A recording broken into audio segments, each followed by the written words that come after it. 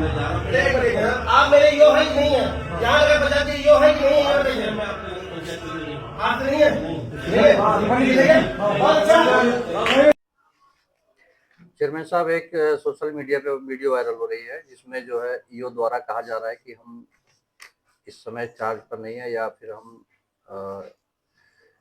क्या काम करना नहीं चाहते, क्या ये जो बयानबाजी चल रहा है इसके बारे में बताइए कुछ। औद्योगिक प्रकरण में आपको अवगत कराना चाहते हैं कि 7 तारीख से 17 तारीख तक स्व अर्जित अवकाश, उसमें किसी का आदेश नहीं है।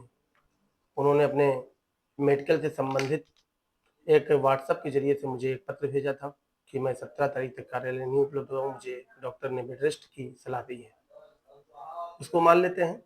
10 दिन तक कार्यालय का काम बाधित रहा और बहुत सारी चीज़ें, साफ सफाई का सामान, बहुत सारी चीज़ें वो बाधित रहा।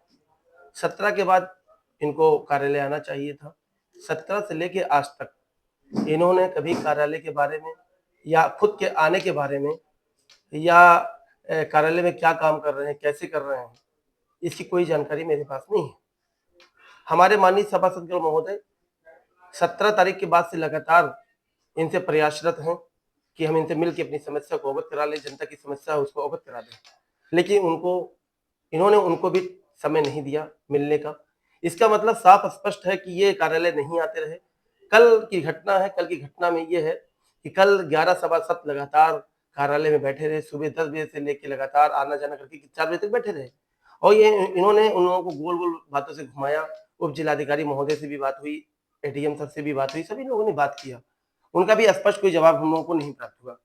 आज सारे सभासद काफी आक्रोशित थे, मेरे पास आए और मैं उनसे कहे कि चेयरमैन साहब ऐसे कैसे चलेगा, नगर पंचायत की जनता बहुत परेशान है, बहुत हैरान है, तो ऐसी स्थिति में क्या होना चाहिए। तो मैंने कहा ठीक है, आज मैं कार्यालय चलता हूँ, पूछता हूँ ईओ साहब से क्यों नहीं आ रहे हैं, क्या नहीं आ रहे हैं। तो इसी संबंध में मैं उनसे पूछ रहा था और वो कोई जवाब देना नहीं चाह रहे थे कि मेरी मर्जी है, मैं आऊँ चाहे जब आऊँ, मेरी मर्जी है, मैं अपने हिसाब से कार्यालय चलाऊंगा, जब मैंने मन किया तब मैं आऊंगा। तो ऐसी स्थिति में जब जनता का काम नहीं होगा तो हम लोग जनता के जनप्रतिनिधि, हम लोग की जवाबदेही तय है। हम लोग को जनता 5 साल के बाद हम लोग को चुनाव में जाना रहता है, तो अगर हम जनता को खुश नहीं कर पाएंगे, जनता की बातों को नहीं सुन पाएंगे, तो फिर हमको तो सवाल पूछना पड़ेगा। ऐसी स्थिति में मैंने पूछा कि आप क्यों नहीं आ रहे थे, 17 तारीख से हमें कोई सूचना नहीं दी है, आप न कोई सभासद, आप सभासद से क्यों नहीं मिलना चाह रहे हैं, उनकी समस्या को क्यों नहीं सुनना चाहते हैं। कूड़े की गाड़ी बाहर खड़ी हुई, लगातार खड़ी हुई है, कोई हम लोग को कूड़ा गिराने की कोई सुविधा नहीं है। हम लोगों ने बार बार उच्च अधिकारियों को इसके पत्र के माध्यम से प्रेषित किया कि इस तरीके की समस्या आ रही है, हम लोगों को कोई निस्तारण करवाइए।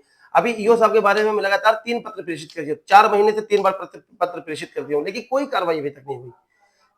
कम से कम हमको बता दें कि कार्रवाई करेंगे या नहीं करेंगे, ये बता दें।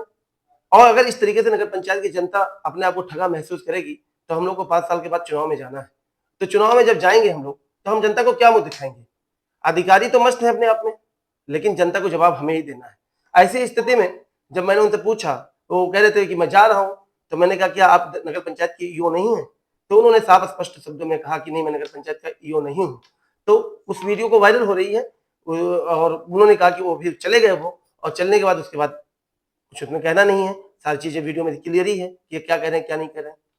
दूसरा मुद्दा है कि उनके कार्यालय में इस मतलब अपने देश के प्रधानमंत्री माननीय नरेंद्र मोदी जी का और मुख्यमंत्री जी का किसी का फोटो वगैरह नहीं दिख रहा है।